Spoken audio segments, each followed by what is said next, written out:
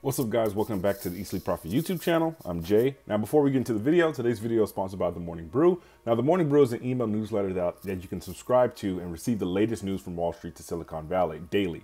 Now, you can pour your brew and read it too. Now, you can cut through the clutter of dense traditional business news. The Morning Brew is a quick and quality daily email newsletter for the millennial business professional. Personally, I read The Morning Brew every morning before the market opens, just so I can have an overall market sentiment outlook and as well any tech news that may happen. So click on the link in the description below to subscribe to The Morning Brew. They're the most informative, witty, and nitro brew daily business newsletter around. So what's up, guys? Welcome back to the channel. Now, I want to go over a question that I've been asked a lot, especially I've been getting emailed this fairly often. So I kind of just want to bring it to attention and actually explain pretty much from my point of view. And that is going to be sell targets, like how to set sell targets, what to set your sell targets. I'm never just kind of grabbing sell targets out of thin air and just saying, okay, I want to sell at this point, I want to sell at that point. There has to be a logic and a process of why you would pick a certain sell point over the other.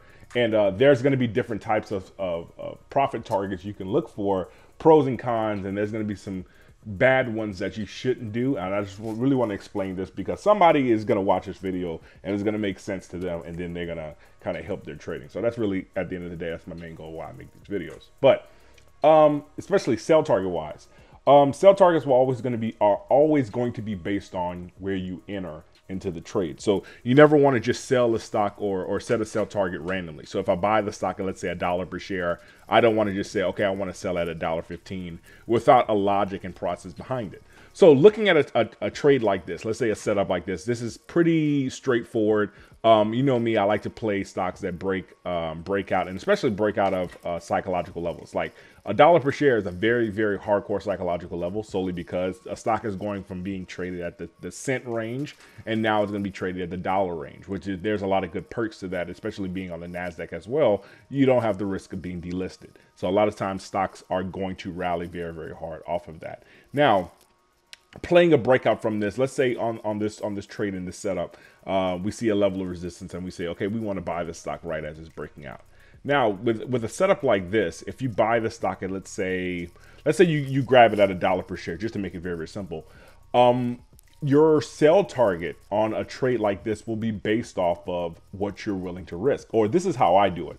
Whatever I'm willing to risk is what I'm going to base my sell target off of. And the way that I do that is I want to look at the nearest level of support on the stock. So the nearest level that the stock has pulled back and it's bounced off of that price point. That support level is going to be my first line of defense from any type of sellers that may come through and look to push the price down. And a lot of times that's where you want to put your stop losses or your mental stops in your head as you're taking a trade, where you're willing to cut your losses. Now, measuring that percentage is going to help later on to know where you want to put your sell target at. So especially if I buy at $1 per share and the nearest level of support is right around here, around 0.96, I'm looking at somewhere around a -4% loss on the trade. So that's what I'm willing to risk at the trade. Now, you don't always have to hold the stock to that point. Sometimes you can cut it a little bit earlier if it starts to go against you, but at maximum you're looking to lose 4%. A lot of people are looking at this and saying, okay, losing 4%, that's huge, that's crazy. But at the end of the day, this niche of stocks are very, very volatile. And if you want to look to only risk 1% on trades, you have to buy at the perfect time, which usually doesn't always go through, but the stocks can still run very, very far. So if you have a very, very tight stop, let's say 1%, usually you're going to get stopped out of stocks before they even start to run. So a lot of times it kind of defeats the purpose of having a stop loss to begin with. But if I'm looking to lose 4% on this trade here, then what am I looking to gain? And then since I use a 2-to-1 risk reward ratio, which is part of risk management, I look to aim for somewhere around 8% in gains on a trade like this. So I'm not pulling that sell target just out of thin air. I have a logic why I want to sell at, let's say, for example, around $1.08, where my sell target potentially should be. So there's a reason why I want to put that sell target there. I just don't pull it out of thin air like that. So whenever I'm looking to do the trade, I know what I'm willing to risk. I know what I'm willing to look for as a reward. Now, the worst sell targets you can have is always going to be the money target. So a lot of people have a certain like dollar amount they're looking for before exiting the trade. Like, oh, okay, I'm entering into a trade, I'm looking for $300 in profit. That profit target is going to be the worst way you want to take trades, solely because it always depends on how much you enter into the trade with. It's how fast you accrue that profit. So if I enter into a trade with, let's say my profit target I want is $500. I want to make $500 in profit. If I enter into the trade with only $1,000 in capital, I have to make a 50% return to make that $500, which some trades rarely will do that. They can still happen, but maybe 1 out of every 50 trades may do that. So in turn, you're kind of just looking for a home run every single time you trade, and you're most likely you're going to lose on those trades more often than you win. I mean, that's kind of a given. Now, if I have $10,000 that I'm trading, if I'm looking for $500 as a target, that's only 5%. So you can see that a lot of times if you have an even larger amount, that target would be actually a little bit shorter than what you actually should be looking to aim for. So if I aim for 5%, on this trade to make my $500, for example, if I have a $10,000 account, but my risk is still 4%, you're almost kind of still like a 1-to-1 ratio on the trades. And you never want to be 1-to-1 on your trades, is because if you're risking $1 to make $1, that really doesn't make any sense, especially in the stock market, whenever commission is included. So if, let's say, if I'm risking 5% to make 5%, if I make 5%, I win $100 minus $14 round trip commission, which means I make 86.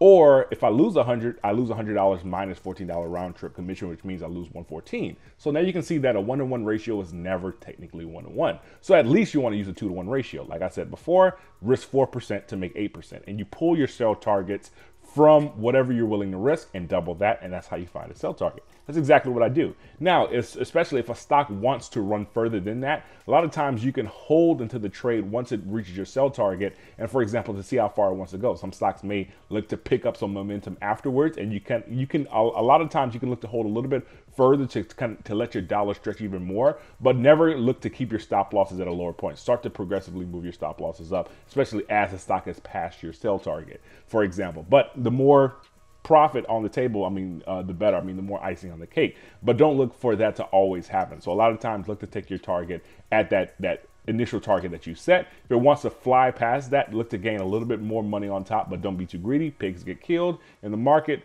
And that's pretty much how it goes. So hopefully this kind of answered a lot of questions that some people have had on sell targets, and just especially setting your risk levels, looking to set your sell targets based on that, and taking the trade. So that's EatSleepProfit. I know this is a short video. I want to do kind of these videos more often, just these short videos like that, maybe once a week or so like that, just to keep you guys, especially just have ideas flowing, and especially help you trading out. Any type of questions you guys send to my email, or text it to me, or send it to me on Instagram or whatever like that. If I see a high amount of those same questions, I'll just answer in the video and just get it all out the way. So hope you guys enjoyed. This is Jay from EatSleepProfit. Peace.